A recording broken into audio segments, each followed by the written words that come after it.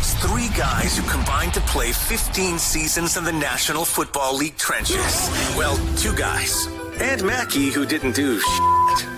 This is the O-Line Committee. I love how Boone's last words right before we hit record were, this is going to be an angry week on the O-Line Committee. Angry week. A lot of dumb shit happened this week, man. A lot of dumb shit. We got dumb we got shit receivers happening. getting thrown out of the game.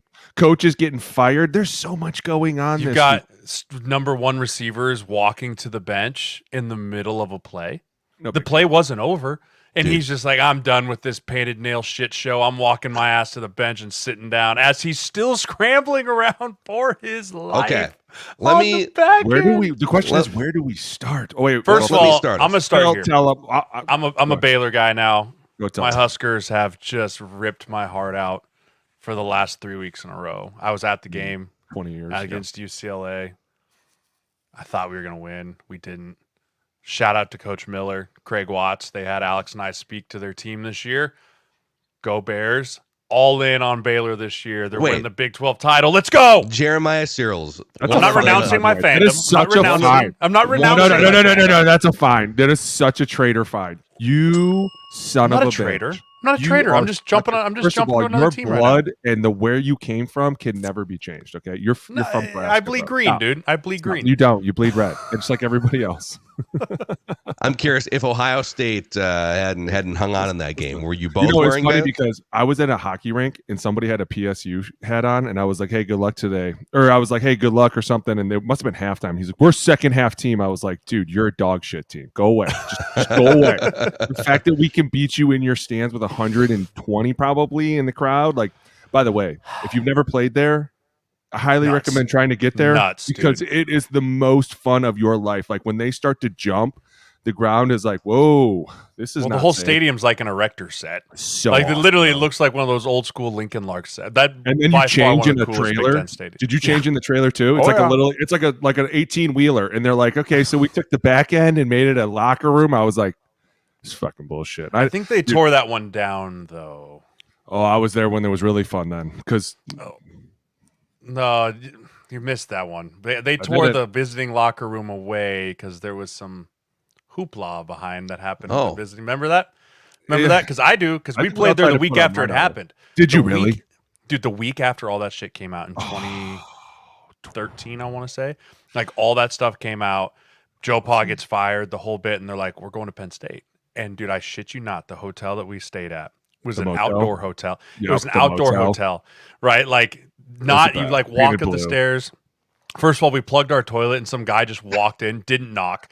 Like we called front desk, this guy just literally opens the door, plungers like, "What's up?" And I'm like, "Oh, yeah, sure. Come on in." Across the street, across the parking lot, I should say, the Sandusky Orphanage. Super weird, super bizarre. Like they had extra cops at the security because no one knew what was going to happen, right? Were people going to riot? Were people not? Like it was such a bizarre deal to be there like the week after all that shit went down. And then, like, you're in the visiting locker room, and you're like, I don't really feel good in here anymore. I was just talking about the visiting locker room. You didn't have to take it to that. That's where it was. Dude, well, it was you weird. didn't have to take it to that place. You could have just been like, yeah. That's all I can think about when you talk about the visiting locker room of Penn State. Say it. Bad news Bears. I didn't have on my bingo card within 4 minutes of this week's episode, we'd be talking about the Jerry Sandusky incident from Jay. You brought Penn State up first. It's not my fault. Listen, we beat their ass anything to deflect from the Huskers. I don't care. Anything to just you are desperate. I guess we'll take anything. Ding. Boy, that's an aggressive place to deflect from the Huskers. Hey, no, Jesus, dude. So go for it. Okay, let me throw the first mic out from week 9 here. What's wrong with your voice, by the way? Yeah, go ahead, Mackey. Explain it. God, please, just smoked, man. You know, I always assume it's like, I just got some allergies like last week, and then boom, 103 fever for 3 days, and just grinding my ass. Still shows up, Jay. Still shows up. Yeah, here on a Monday. Find me if that's you a want. False spell. That's a false spell. No, that's a false spell. That's all right. Don't worry. That fight comes later. I don't know what it's going to be like at the end of the show, but I'm here to start the game. I might have to DJ Moore walk off during the middle of the play here. We'll see. And my first mic is Matt Eberflus. Oh, here we go. You guys mentioned a couple of these things. Let's have a Bears discussion. Yes. Right here, right now. Let's do it. So many things, but DJ Moore in the first quarter while Caleb Williams is scrambling around. So he literally walks off the field during a play. Now, some people are saying, well, he looked like he might have tweaked his hamstring. Okay, cool. Park your ass your ass somewhere, and maybe become a threat still. Don't just leave. I'm going to leave, guys. I'll see you later. He stepped out of bounds unintentionally, so he was ineligible, and he was actually doing the team a favor by not that's not what it looked like to me. That body language says something different. And it's not like, if you do that, then you turn around and watch the rest of the play. Yeah. Right? Like, I stepped out of bounds. I better just get out of the way so Caleb can't see me, can't throw the ball, high IQ play, right? I'll turn around and be like, hey, cheer it on. He just continued to walk his ass straight to the bench. Just 1 foot in front. I'll take a Gatorade. He didn't even take his helmet off. That's where he just gets the hey, just come squirt that water in my mouth. I'm not touching it. Right here. So that was the first quarter. Bears then go on to get absolutely destroyed by the Cardinals. They get the Patriots this week, but their schedule gets real nasty. You got 2 against the Packers, 2 against the Vikings, 2 against the Lions, 49ers on the road, Seahawks. I mean, their schedule is one of the hardest in the NFL. And Matt Eberflus, according to my internet research, is now 0-18 on the road in Sunday games. I didn't say Monday or Thursday. Sunday, the big day, the one you play the most of games. 18 on the road on Sunday since taking over as the Bears head coach. What are we doing here? Well, I think I saw a stat that the Bears haven't won on the road since 2021 or something stupid like that. At all? I swear I saw something it was a Twitter fake. It was a Twitter fake, but it was literally something of Google the last time the Chicago Bears won a road game. I got their it's their 0-4 this year. Yep. Last year they did beat Washington on a Thursday last year. Sunday. And they beat the Vikings on a Monday. They have not won. They haven't won a road game Sunday on road Sunday game in years. Yes, that's what it was. It was you were right. It's a Sunday road game since I think 2022 or 2021, which is unfathomable to think about as a professional organization. Right? How many coaches have been how long's he been there? This is his 3rd year? Is this year 3? This is 3. Did you see his halftime interview? We're doing on the fly research here. We're just fly. His halftime interview, they're asking hey, what'd you tell your team in there? He goes, I told them the score is what the score is, and we just got to come out and just do our thing. I was like, wait, thanks, what? Buddy. Right?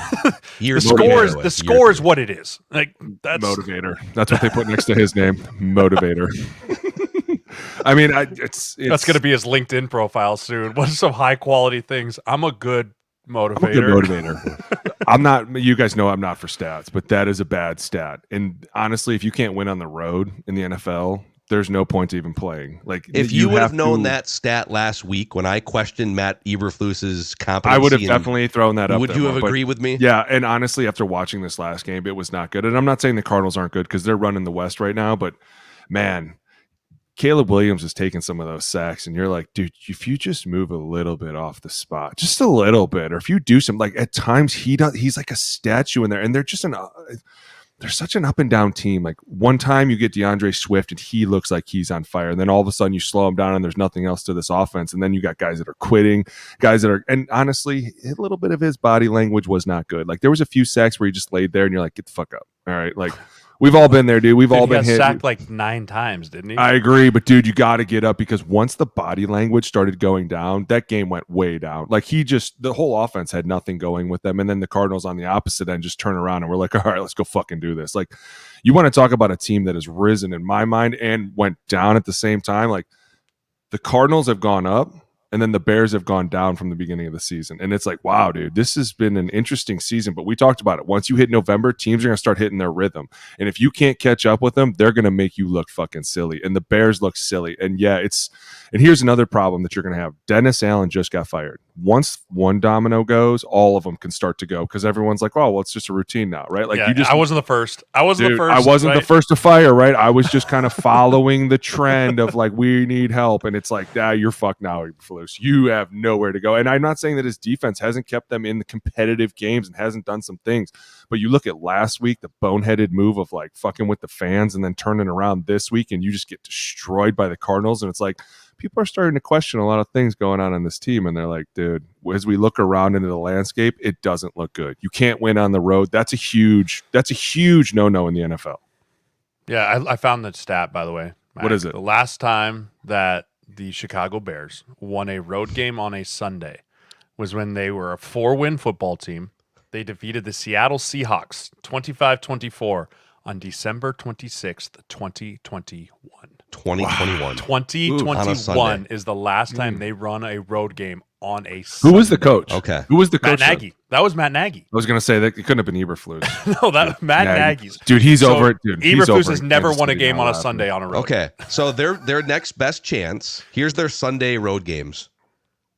Oh my gosh, dude. It's not doesn't look good, does it? It doesn't look good. Well, they only have. Oh, so here's their road games, but they have a Thursday night road game at Detroit, so that doesn't count. They're not winning that anyways. Got to win on Sundays. At San Francisco, Week 14 Sunday. Not likely. Probably not. Then that Minnesota game is a Monday game. Still not winning it. Could get flexed to a Sunday if the Bears go on a losing streak here, but it's the Chicago market. They usually keep the Bears on Monday. Keep them Monday night. So that doesn't count.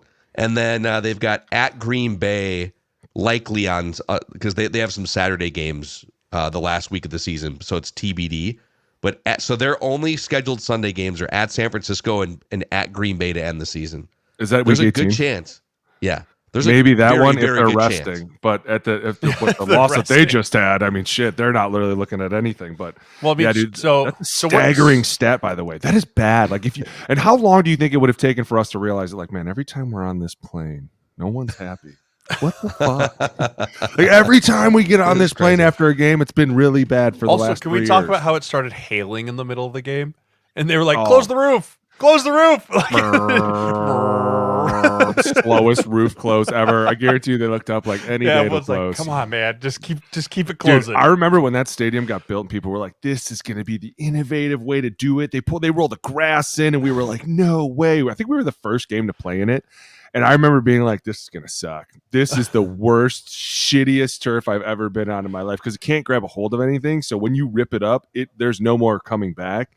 And you look, it started hailing. And it's funny because at times you see that field is green and it's painted green. And you're like, God, you're looking at it. You're like, is that painted or real? I can't tell from this far away. It's so hard at times. Yeah. The hard part for me is like looking at DJ Moore, looking at Keenan Allen, Rome Odunze, Nate Swift. Whose fault is it? You know what I mean? Is it Caleb's fault? It's hard for me to place sole blame on a rookie quarterback. It's really hard for me to be like, it's 18's fault, right? Like there's got to be something that's happening behind closed doors that's causing DJ Moore to be so upset that he walks off the field, for him to kind of just have horrible language, for the offensive line to not be helping Caleb Williams up at the end of the game when he just Notice that. Like, well, there's something in the building happening. You tell me. So I have you guys played in the NFL and I didn't, but it would seem that if you are just unhappy with one of your teammates, you don't act out in that way. But if you're if you're unhappy with leadership structure and the overall 30,000-foot plan, then you might start to not you guys specifically, but like, oh, this teammate happens to suck, isn't going to lead to like mutiny and come to Jesus meetings and all these things. But if you don't believe in the coaches and the leadership and the structure of it, that's when you start to see weird things. I don't know, Alex, I think back to when we played you guys on Monday night to open the season in 2015. I remember Harry the Hitman lighting up Colin Kaepernick on the sideline. Like just absolutely lighting him up. And not a single person came to help. Not one. That was the first thing that I thought of when I watched. I was like, that's the only time who was the head coach of that team? Harbaugh. Was he? But that was kind of still? That was 2015. Okay. Right? Fair that was that was Tomasula. That's right. That was Jimmy Tomasula's first year. That was that Monday night game. So that was Monday night. It was how we started. It was this first game of the year. We were the number 2 game on Monday night. This is kind of a separate track, but like, to my point, Jim Harbaugh was well respected by the players, like he built the culture, right? So Kaepernick does his thing and goes kind of rogue, and does the locker room turn on Kaepernick if Harbaugh is still the coach? Or does he find a way to bring it together? I think he finds a way to bring it together. Jim was always very creative like that, and being like, he was great at being like, it's water under the bridge, dude. Who gives a shit, right? Like, we'll just move on. And like, you could be like, yeah, you're right. Or he'd make you busy with another task. So he was great at that. But I mean, yeah, I guess you could say that. I mean, it was I think a lot of people were a lot upset about a lot of things back then, though. And it can't be a Chicago issue where they're that upset about so many issues. Like, I think I see this as them being like, hey, why are we just not being smarter? Like, we have a young, talented quarterback. We have tons of receivers everywhere. We have Swift. Like, why are we not calling better plays? Why is this dude eating 9 sacks in a game? Like, why can we not have an answer for an Arizona team that, they're running the West, but they're not insanely scary. They're ranked 24th in the NFL in total defense. I'm not like, oh my God, they're crazy. Like, Jonathan Gannon's doing a great job down there, but at the same time, I think that's what a lot of Chicago's doing right now is they're like, how the fuck are we not winning a game that we should be winning with this much talent on this side of the ball? And at the same time, a defense that can still rally and still get the quarterback and still create turnovers. Like, I think that was just a lot of frustration. And I think at times when you have a young quarterback, because I've been there with a young quarterback, you're going to eat that frustration. And sometimes the receivers melt over and it goes crazy and it is what it is. But that's what happens. Like, you're going to deal with these issues. We've talked about it on this show. When you have young quarterbacks, they're going to make tons of mistakes. They're not going to get out of trouble when they should. But at times, you just have to eat that as an offense and be like, hey, he's learning. But I think this is the point to where they're like, hey, we have something going on here, and we're just blowing this away off stupid shit. Is there anyone that you think, if Eberflus loses his job over all this, whether it's in the season or after the season, is there any, I mean, Ben Johnson, we've kind of kicked around. Are there any obvious names that you would say, all right, if that job opens up, boom, this dude right here? Listen, I'm just going to float this name out there, but Brian Flores is another one that throughout the year has been playing really well. And you have to wonder, is he going to get an opportunity to get a chance somewhere? And if he does, where does he go? I mean, I know that we've talked. He hated Tua, though. That's the only thing. I mean, but that's all. Like Jim used to say, man, it's water under the bridge. Who gives a shit, right? Like, you just got to move on and roll. But at the same time, when you talk about dudes in the NFL right now that are commanding some really good defenses, I mean, he's one of the top guys. Like, everyone keeps talking about the chess matches that he's playing, and Chicago's got a great defense. The question is, do they go defense to defense? Because most of the time we see that big swing where they have a defensive guy and they're like, oh, we got to be creative and have something for this young quarterback. And at the same time, then you start talking about a Ben Johnson. You know, someone that I don't know. I mean, he's done such a great job with Josh Allen since he took over. Maybe Joe Brady. Right. Joe Brady, he took over in the middle of the year last year for them. He's helped develop Josh, who had so many interceptions last year, right? That was the thing. That was the knock on Josh, is he just kept throwing interceptions, bad decisions. Josh has 2 interceptions this year and really should only have 1, because this week's went off right off Keenan. Like, Coleman had it in the breadbasket, would probably walk in for a touchdown, pops it up in the air, it's intercepted. What he's done for that Buffalo offense has made it take a lot of pressure off Josh Allen, lean heavily on the run game with James Cook, right, and change things up. That's kind of, my opinion, what Caleb Williams needs. And if you're going to go hire a new head coach with a rookie quarterback that was a first overall pick, it's got to be an offensive guy. It has to be. Okay, well, here's another name. Ready? Cliff Kingsbury. Yeah. Easily making himself another name. Like, he's over here like 7-2. Look what we're doing. I have a young quarterback. I'm really good at this. Like, he's another one that you talk about, young coaches that could come in with a young quarterback. And maybe you're right. Maybe the McCaskies see this and they're like, hey, we need someone to gel with this kid. We need someone to come in here and help him. He would be a name where I would start to throw out like, hey, kind of the same age, kind of gets what's going on. Then maybe the next KOC.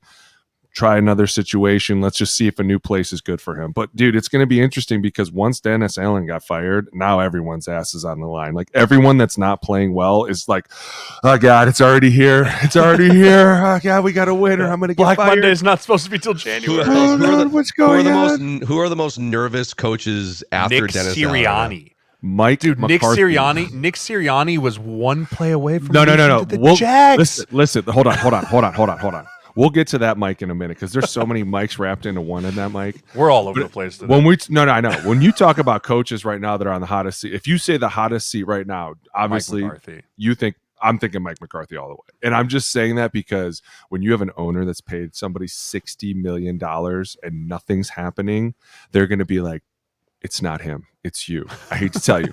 Okay. He's getting that whole 60. So now your ass is on the hot seat. And you can feel it getting hotter down there. And that was going to be one of my mics, was the Mike Zimmer versus Kirk Cousins. Yeah. Let's do the whole Dallas thing right now. Now listen, people are going to come back and they're going to say the same old thing. Oh, injuries on the defense. Bullshit. Everyone's dealing with injuries right now. And you just let Kirko once again dice you up. And at the same time, that little Mike Zimmer had to be going nuts inside. Like, God, because the whole time, I mean, dude, listen, I'm probably the only one that's ever going to say this, but deep down, I know Mike didn't think he was good enough. I know Mike didn't like him. I know he didn't jive with him. Mm-hmm. People are going to be like, oh, that's not true. I'm telling you, I know Mike Zimmer. Okay. 100%. I know that look. I got it several times. He just didn't like him. So for Kirk to come in this last week, I was kind of pissed it wasn't the game of the week. I mean, America's team and all this shit and all this nonsense. And you just, I mean, some of those throws were spicy, dude. Spicy. Now they did lose a couple players, which is going to suck because Drake London was when he caught that ball, dude. Oh my! By the way, the celebration at the end had me fucking dying. Did you guys see that from the college kid that celebrated like that? Got the flag thrown off. So I was dying instantly. I was loving it. But when you talk about like this was the beginning of the year, everybody was like, oh, the Mike McCarthy, Mike Zimmer, it's going to be great. And it was like, it's not though, because you haven't done anything and you've had so much turmoil in there. Now you have Zeke Elliott, who's not coming to the game because he can't even show up to a fucking meeting. And then you have your cornerback trying to fight reporters outside the game. Like there's just so much turmoil and there's not enough discipline on this team. And at the same time, you're fake punting it. You're trying to go for it on fourth down. We have 12 guys in the huddle. Like there's so many. Jay, you brought it up. There's 10 guys on defense on that play. Like there's so many. First third down. Bijan goes in motion. No one goes with him. Whoa, where's the man-to-man coverage? Oh, he's on the sideline. He's standing next to Mike Zimmer. I mean, honestly, there's so many problems down in Dallas right now that I'm surprised Jerry Jones hasn't been like, Dennis Allen got fired. Okay, Mike, go. Just follow him on the way out because. But here's my thing though. Is that a desirable job? No. Is the head coach of the Dallas Cowboys a desirable job? Not under Jerry Jones. And that's what I'm saying. Like Jerry has to be very strategic in how he does this. I don't think he can fire Mike McCarthy in the middle of the year if he wants to try and go get a big name hire at the end of the year. Right, if he wants to make a play, he's got to keep it cool. Like I got to show him play it cool because if he just middle of the year like flies off the handle, nobody's really going to want. Everyone's gonna be like, okay, well, Jerry, same old Jerry. If I don't have success, he's just going to axe me in the middle of the year, right? Jerry's got to play this one close to the vest, and so okay, we're probably going to move on from Mike McCarthy. That's just what we're going to do. Let's just get to the end of the year, right? Let's just get to the end of the year. Let's just regroup. Let's just do whatever we have to do, and then go from there. I mean, it's a terrible job if you are like it's if on you one want hand, to be a real coach. There's 32 of these jobs in the world, and you should probably take one if you're offered one, and you get to make millions of dollars to coach in the NFL. But you are paying Dak Prescott, who is not a top 10 quarterback in the league, in my opinion. He's one of the 20 best in the world, but he's not like a carry the franchise type guy. You're paying him $60 million a year. Your running back room is an embarrassment. Literally, Dalvin Cook and Zeke Elliott up until a week ago. Except for that, who's that Rico kid? Because that kid, the Dowdell, he'll be all right. I like him, dude. I like him. I like him. In a pile of shit, there's got to be a diamond. And this is my kid. I'm like, dude, did you see that triple catch he had? I was like, I'm all about this. Focus. Yeah, see, the only person on that team hit him right in the hands the first time. But you are like, it is not one of the top rosters in the NFL. But you're hamstrung with the amount of money your quarterback is making, and you've got this crazy ass 82-year-old owner / GM that's doing daily press conferences either with the local radio. It's like it's a circus. So I was just saying, Jay, on one hand, there's 32 of these jobs in the world. Yeah, you should probably take one if you're offered. You know, it's a chance to change your life. On the other hand, if there was any other opportunity out there, like almost any, Panthers notwithstanding, maybe a couple others. No, you'd go to the Panthers. I would probably go to the Panthers over that. I mean, dude, think really. And this, dude, it's no, because listen. No. It's funny because you brought. I can't wait for the first show after Black Monday. Write this down, Mac. We're gonna rank the desirable jobs of all the coaches. You better put the Panthers above the Cowboys. Yeah, and Panthers better be above the Cowboys. Cowboys will always be low. But it's funny because we kind of brought this up, right? Like, what was it, 2-3 weeks ago? Jerry Jones was trying to fight the guy on the radio, and he was like, I'm going to get you fired. The next week, your cornerback's fighting one. Like, I keep saying this. Discipline comes from the top down. If you see the head man is going crazy, you're like, you know what? I'm gonna go a little fucking crazy too and see if he catches me, right? But when you see that shit is buttoned up tight, you're quick to be like, I can't do that here, right? Like, dude, and we always give this example, but the Belichick, like the minute Belichick became a mute and was like, I don't really have time for you stupid idiots, the entire team was quick to be like, I don't have time for this. You're gonna get me in trouble. I don't even want to talk to you. I don't want to look at you, right? But we're on the next week. Next week, dude. That's why I say it's the dysfunction of Jerry Jones, and that's why that will always be a 0 in my book. Like if you get anything but that job, you have to take it because he is always going to overshadow you. He's always going to come in. I'm sure he comes in those meetings all the time, and I'm sure they're like, dude, go away. We're trying to figure shit out. Like, our own line is just getting ran through right now. We're trying to figure it out. We got young players up front. We got dudes trying to figure that out too. Now we got a quarterback with a hurt hamstring. We got no running backs. We got a receiver with a hurt shoulder. We got nobody on defense. Like, we're trying to do all this, and at the same time, all I do is feel your boot on top of my balls. Like, dude, get the fuck off of me a little bit and let me figure this out. By the way, didn't help us in free agency this year, did you? Certainly did not. Now Jerry's like, well, let's going to do a couple things before Tuesday. A little late, bud. A little late because the Commanders took off. Yeah, way off. And now you got Philly. They're going to be our next Mike because goddamn Saquon is a god. You are not wrong, young man. When I saw that text, I was right. But, dude, you got Philly right now that's just kicking ass. I mean, they're so up and down. I can't even explain. I know, dude. The whole team is a Mike to me. Are they kicking ass? I don't know. Maybe, kind of. Saquon for sure is. We know that. But I know that if they here's my problem with the Eagles, and this is going to go to our next Mike. When they got that team to jump off sides and then they decided to go for 2, Nick Sirianni looked more confused than anyone. Like, wait, we're going for 2? We are? What happened? What? Like, he just kept looking around like, what are we doing? What do we do? They're like, then he was like, fuck it, do it. That was literally his words, which meant what? Tush push. And then here comes my next Mike. They got stopped not once, but twice because they were literally like, well, we're going for it. Just, you know what? Do that one play that always works that we didn't even practice anymore. Like, dude, if they didn't have Saquon, they would suck. They would suck. I'm just being dead ass honest. What the Eagles are 6-2. They're a half game behind Washington. Saquon's for 6-2. number 1 in the division. Yeah. They're a game behind the Lions record wise right now. They have a plus 44 point differential. They haven't lost in a month.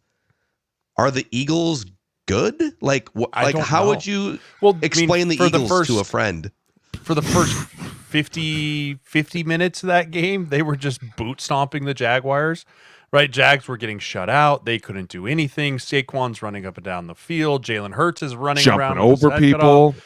And then all of a sudden, it's like one. And this is where I don't think the Eagles are championship caliber.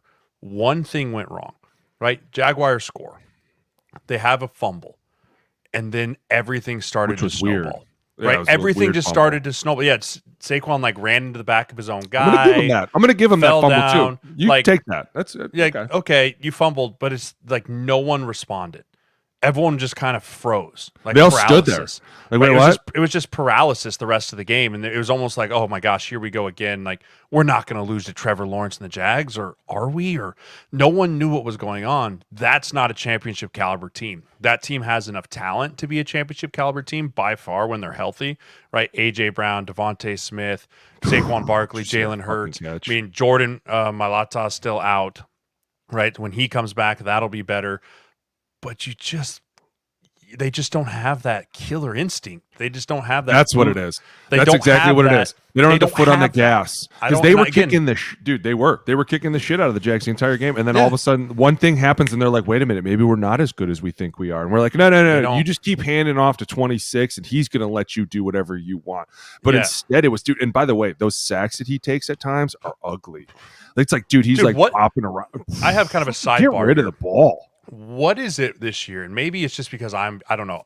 I feel like more quarterbacks are trying to escape out the back of the pocket than ever before. Yeah. Right? Than ever before. It's like they've all been playing too much Madden and NCAA in the offseason. My guy Darnold and tried it. Flacco tried it last night. Flacco tried it. Darnold tried it. Jordan Love tried it. Like, Lamar Jackson, everyone's trying to do this. Lamar's different. He can do whatever he wants. Spin out and escape. But even he got caught in it this week. Instead of stepping up, he had a chance to step out. He's like, I'm going to spin out and create. And then you're getting hit. It's really not, you can't make a living in the NFL unless you are as talented as Lamar and Jaden with your legs to just escape out the back of the pocket every time. You got to press the pocket. You got to step up. And I don't know why, but more of these quarterbacks are just like, I got to create, escape, run around. And then you're taking 15, 17, 18-yard sacks. Oh, it's ridiculous. You're in field goal range, and now you're punting. Like, it's a pandemic of young quarterbacks and even veteran quarterbacks doing it. I don't understand it. It's driving me bananas. Yeah, but back to, Mackey, back to your question. Like, I feel like Philly's good enough to win games, get into the playoffs. Will they get to the Super Bowl? Fuck no, absolutely not. Like they just, that the game against the Jaguars was kind of eye-opening just because of the way that Sirianni was handling himself on the sideline. Like, it was kind of like, how much does he have to say in all this, and what does he know? Like, Kellen Moore, I feel like, has stepped up in a big way this year, and he's kind of like, hey, listen, I know what gets us out of trouble. It's 26. Let's just rely on him as much as we can. But at times Sirianni's like, well, what are we doing? And then you got him fighting with the fans at the same time. Like, it's like, dude, it's just not a good look at times when they show him on the sidelines and you're like, they probably shouldn't have panned to him right there. Because I'm not kidding you. When they jumped off sides, he literally said, oh, we're going for 2? What do we? Just do it. Just do it. He is not driving the car. What? He is not driving the car.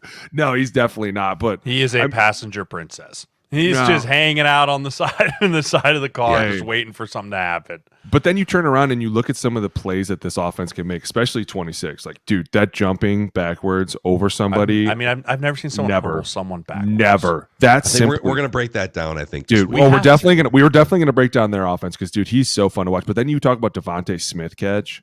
Dude, that might have been, other than Garrett Wilson, that may have been one of the sickest catches I've seen this year. Like, I could not believe they gave it to him because of the shin being down. Like, they started taking body parts and pulling them apart. Like, no, the shin and the kneecap are not the same. They're complete opposite. Yeah. And technically the ankle bone would be another, but like, dude, they started getting, I was like, dude, they want this to be a touchdown. Quick anatomy lesson here. Why is it that the shin is separate from the knee, but that the toe is not separate from the heel? Dude, that's the one that doesn't make sense to me. Like, when you're coming backwards out of bounds, you have to have the whole foot. But if you're falling forward out of bounds, you just have to drag the toe.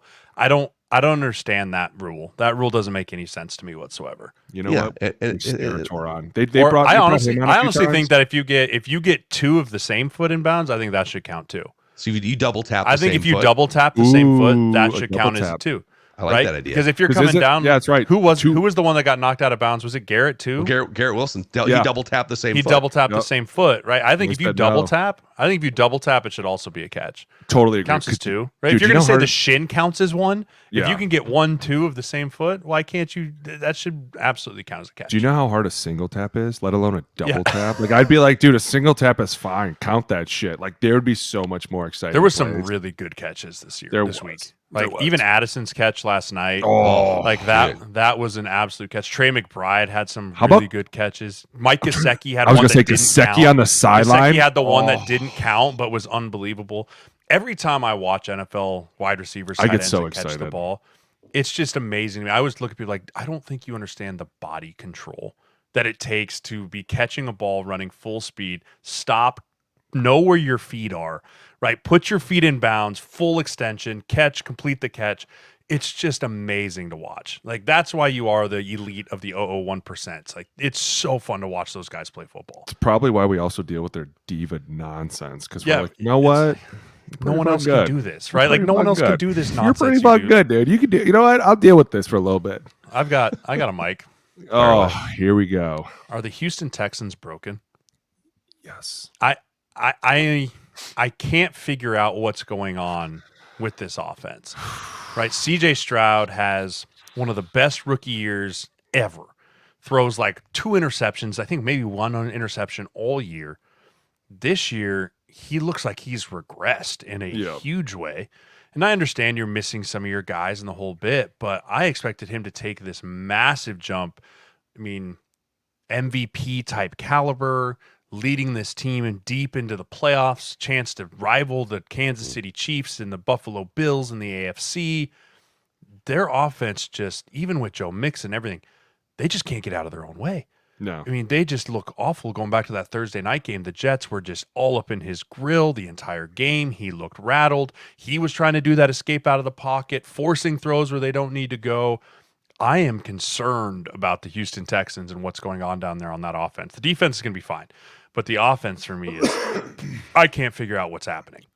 I completely agree with you. And dude, I told you, losing Stephon Diggs would be a loss for them. And and not saying that it hasn't been like this all year, but when you lose somebody like that on the outside that draws so much attention and at times can make a huge play for you, it's going to be a big deal. Dude, the Jets game was probably one of the ugliest Halloween games I've seen. I was like, dude, what is going on with, I mean, both sides. Like eventually you're looking at Aaron Rodgers like, dude, let's go. What did he throw for 30 yards in the first half or something? I was like, people were trick-or-treating, like, what's going on? I go, nothing. Absolutely nothing. Nobody other than Joe Mixon and Breece Hall can do shit right now.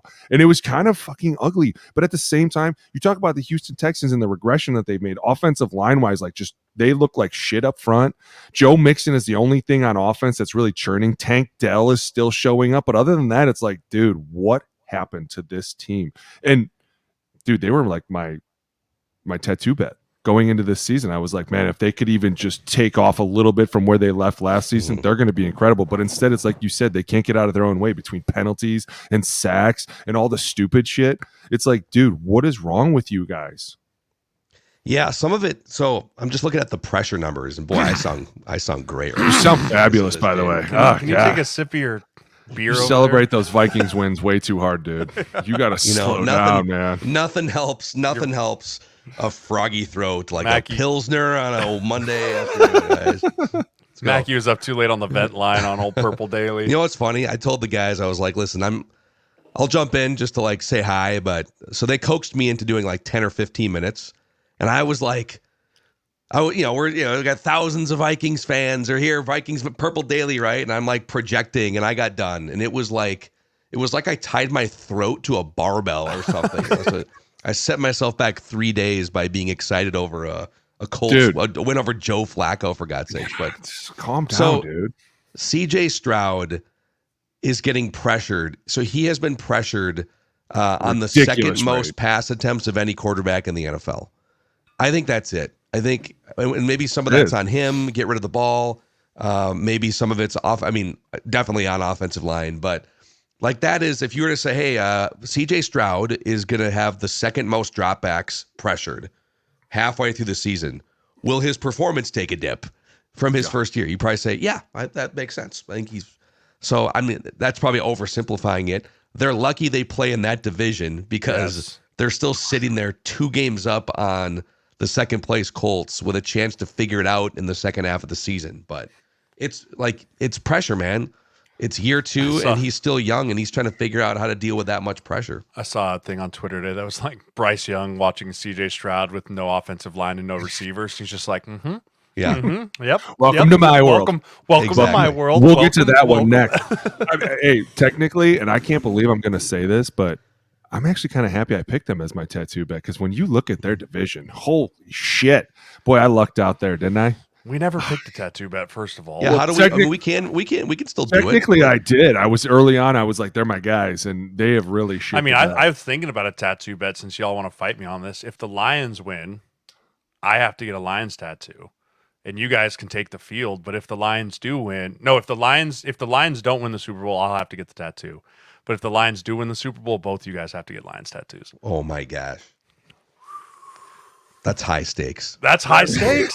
That's high stakes, Mr. Purple Daily. Just a nice lion tattoo. Also high stakes considering this will be my first tattoo.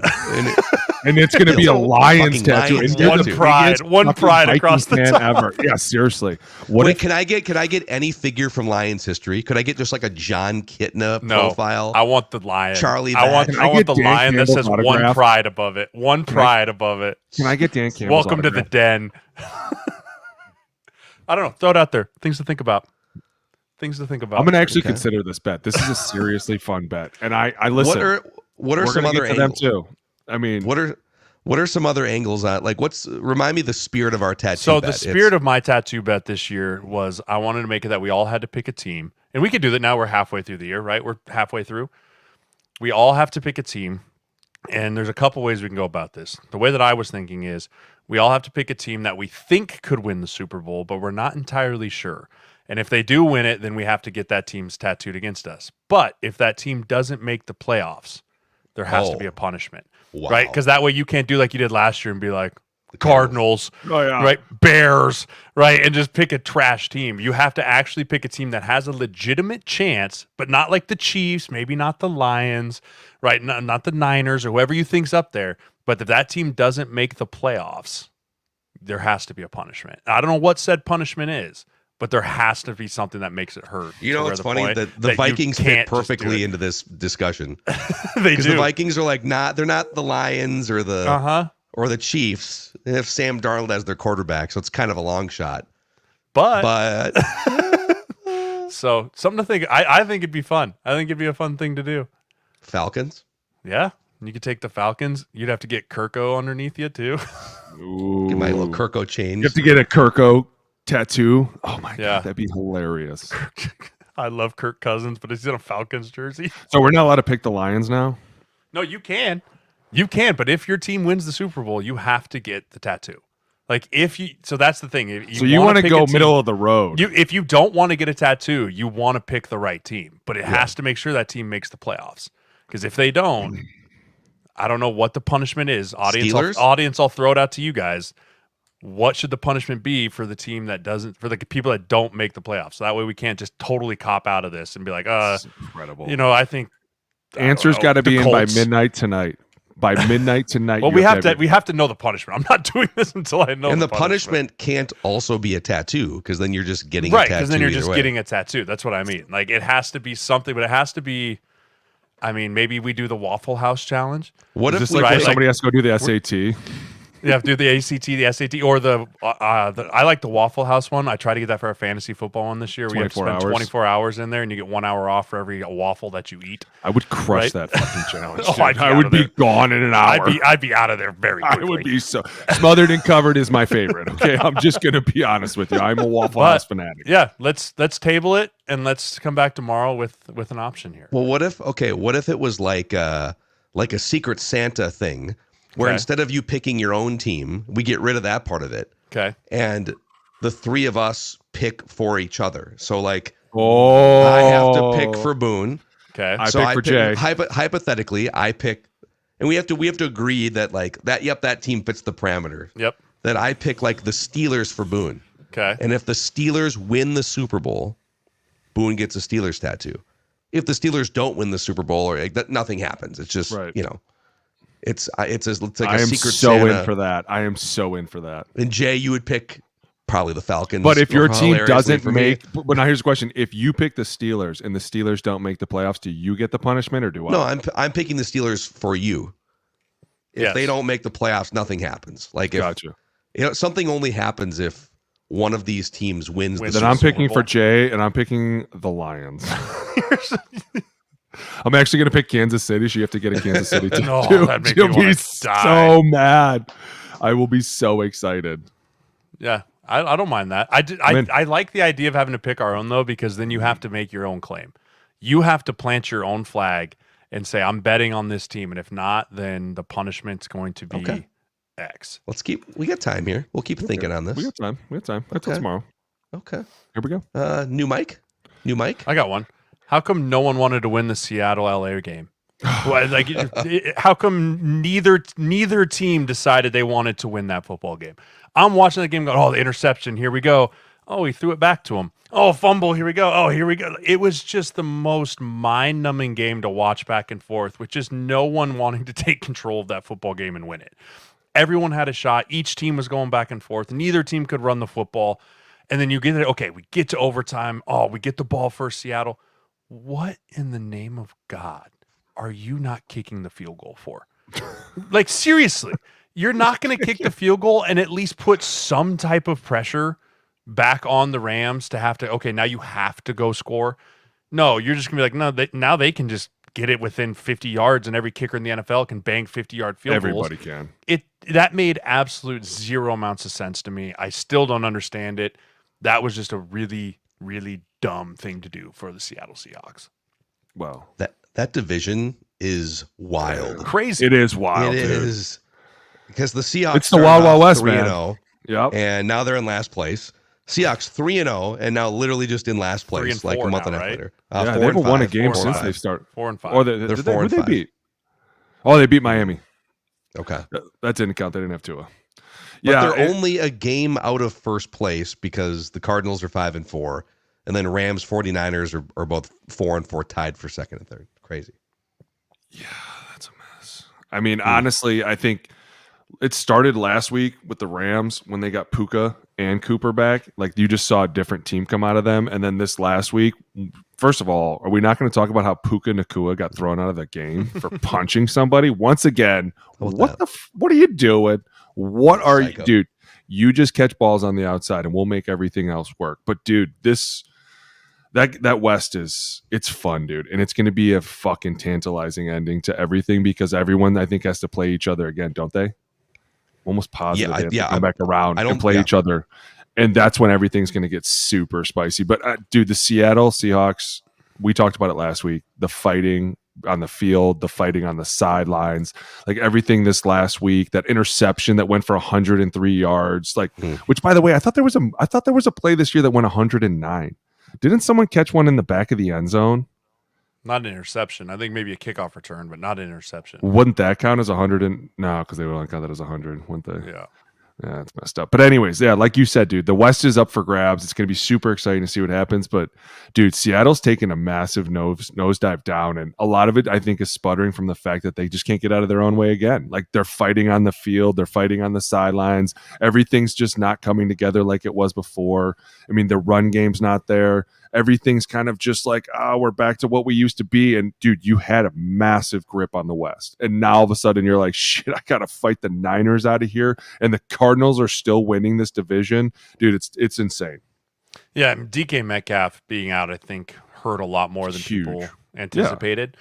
I mean, Smith and Jigba is a very good receiver, and he's taken over wide receiver 2 over Tyler Lockett. I mean, Lockett is 3 when DK's in. But when you don't have that threat of big body, push down the field, need the safety over the top, they're just loading the box and going, we're not letting Kenneth Walker beat us. Nothing. Right? We're not going to let number 9 just run this thing 29, 30 times for 140 yards like he was early in the year. We're going to make Geno Smith and this group of receivers and Bobo and all the other Noah Fant and whoever else is around beat us. And that's been the blueprint that's been put out for Seattle.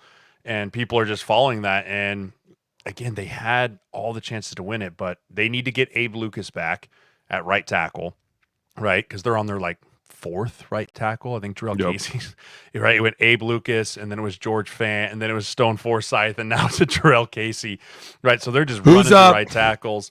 Abe Lucas gets back. They got to figure out the left guard spot. Buford, or I think it was Anthony Buford, got crushed last night. Right, Braden Fisk and Verse just ran up and down through those guys. And Geno's another guy that he's getting older. You keep letting him get hit like that, bad things are going to happen. So they got to get healthy. I think if they get healthy, they'll start to get some things figured out. But, man, they are in a tailspin right now. I got a mic for you guys. Hit me. This is wild right now. So my mic is the draft podium. Because right now, we have 9 teams all within a half game of the number 1 overall pick. Who's going to get it? Who's going to get it? There are 7 teams tied at 2-7 right now. That's New England, Jacksonville, New Orleans, Carolina, Cleveland, Vegas, Giants, Jays, Giants. Hey, I'll tell you what, that's a really who's who of who could take that first place. I'm not even kidding, because at first I was like, I could definitely see the Saints having it, but then you started naming a few teams. Don't overlook the 2-6 teams, Miami and Tennessee. 9 teams fighting for whoever it is. Shedeur Sanders could be who's the Miami kid? Cam Ward. Cam Ward. Travis Hunter. A lot of people needing quarterbacks. Travis Hunter's up there. Who do we think has the endurance. Ooh. Miami's going to figure, as long as Tua can stay healthy, Miami will get back in the win column. All right. I'm thinking it's either going to be the Saints Saints or the Panthers. I'm sorry. It's either going to be one of those two teams. Do any of these teams have to trade their first round pick? I don't think so. Tennessee's making a case for, I mean, Will Levis is obviously not the answer. No, he's Mason Well, Rudolph. Vegas just fired their entire offensive coaching staff. It could be is also Vegas, dude. true. It could be Vegas because, dude, have you seen that offense? Shadur in Vegas. Does Dion? Would he be Here's allowed? the thing with does Dion allow that to happen? I mean, Tom Brady's there, right? You have an adult. That in is, the they, room. All they right, do so have listen. they do have the connection, right? TB12 and Shadur. I mean, he goes Brady mode or whatever you want to call it. This is going to have to be my mic out of this podium talk. How do the Vegas Raiders have a better quarterback at owner than they do on the fucking roster? And I'm not even kidding you. At what point is Mark just going to look across the table and be like, hey, how much to suit up? What do you think? Wait, you name your price. Like, how much do you want back in revenue? You tell me. Like, this is mind-blowing to me that one of the greatest quarterbacks in the history of the game officially owns a team that has one of the worst quarterback rooms in the history of rooms. Like, dude, bad. It makes me wonder. Fucking bad. It makes me wonder though how much they're going to have him involved in the evaluation A ton. process. A ton. Right? Is he going to be a guy that's on the road? Is he going to be Yes. a guy that's going to visit with these guys now? But can he? Like, can he go do that with being on the broadcast teams as well? Yeah. Like, I think he can do whatever he wants as an owner. Yeah. But then, like, the restrictions are on the broadcast side. And So they he's talked not about allowed- that. They restricted him. They told him they can't come in here. And well, what they he can't said even, like, was, go on the check game. He this can't out. even go on the field before the game and like dap No, up the other. but what's quarterback. crazy Right. is like all the owners said that they would let him in. They were like, dude, you can come in here and watch practice. We don't care. And the league was like, no, we're not doing this because I think the league doesn't want to set a precedent because all of a So, sudden Boone, then the teams the are waters like, get muddy. we are so not scared of the Raiders, Yeah. even with you as an owner. They were Come on literally in, like, dude. come see the Come training on. room too. You can see who's hurt and everything. We don't give a shit. Not You guys worried are at all so whatsoever. bad. You can't even get past the fucking 50 half the time. Like we're not. Do what you got to do. I this is mind blowing to me. And then they show him like learning how to skate and stuff, and it's like, dude, what are you doing? You own a fucking football team. Who cares if you know how to play hockey? Let And go. Giselle's now having a baby with the old jiu-jitsu person. Man, What's wrong with you today, dude? You're bringing everybody down. You're just. Dude, I saw it on Jay's getting Instagram. I saw it on personal today. Instagram this You morning. really where are. It was like imagine you growing up like your dad's the jiu-jitsu coach, but your half sibling's dad is Tom Brady, right? It's like So do I get some of that money too? No, no, none of it. You don't even get to come to None. family Christmas. oh my god, You don't get to hold the rings. Don't even look at it. Don't touch it. Oh man, poor Tom. Uh, I think it's worth it for old Tommy boy. You know, he chose to chase a couple more years in Tampa. You're Wife so was- bad. Can't even look at it. Listen, I mean, if we want to say that, did you see Belichick Halloween costume Oh, with yeah. his Oh, what was it? 26-year-old? He was a She fisherman. that old? She's like 26, 24 maybe, and he was a fisherman, Oh. full fisherman gear, and she was a mermaid, and they did a photo shoot on the beach. She's just laying he there next got to him. the water, and he's just like, I was crying laughing, dude. I was like, "Look at you, Bill. You go do you." Dude, Bill Belichick I and love Nick Saban. Those two guys are living their best lives. They right sure now. are, dude. Right? They won natties. They won Super Bowls. They are looked at as the top of their tier of their class for everything. And now they're just loving life. Right? Saban's saying stuff like, "What is this shit?" with food on college game day. Yeah. Right? Yes. He's getting fed tomahawks by Pat McAfee. And then you've got Belichick just doing whatever he wants on the Peyton show. And He's so funny. Those guys are just, they've left on their own terms, kind of. And they said, we're just going to go out and live our best lives right now. So I think they're happy. Tom, I don't know if Tom's happy. Tom's got to stop with the broadcast stuff. I don't think that's going to make He's him not happy. very good. I also Yeah, don't think he's not. He's just. It is hard for me to say like he's not good at something, but he's just not great at it. Like you listen to him, and then you go listen to Greg Olson, you listen to Tony Romo, and I get it. It's his first year, but he's just not personal enough. He's too machine, right? Tom's a machine. He's always been a machine, and that's what made him great. Also, he's not going to Machines fun. don't do broadcasting. You know, I know we mock like the Collinsworth. Who's Patrick Mahomes? He's the guy. Here's the guy. I don't know, By the Jim. way- I don't know. But Nice they're text fun, and message, it's fun. Dick. You really feel like that about me, huh? Do you? I will see tonight. We'll see what happens tonight with Patrick Mahomes. Here's a guy. Oh, I love it. Don't. I love it. Here's a guy who could throw the ball with his eyes closed backwards. Oh my gosh. Yeah. I agree with that. All right. Man. I'm going to call that part 1 here. Part 1. Those are your mics. And then we'll do a dumb football questions here. People can find that on the podcast feed and the YouTube channel. If you haven't already, click that subscribe button and the like button on the O-Line Committee YouTube channel. We're pushing our way toward 30,000 subscribers. Ooh. So thank you guys. We're only, I think, 3,000 subscribers away. So go tell a couple football-loving friends. We'll have some film breakdowns on the YouTube channel here. And if you have suggestions for the NFL playoff team tattoo bet discussion, let us drop know. them in the comments section. I'm in. Drop them right in there. Yeah. Cardinals would actually, ironically, be an interesting choice for this year. Leading the division halfway through the season. Yep. We'll see. See you guys.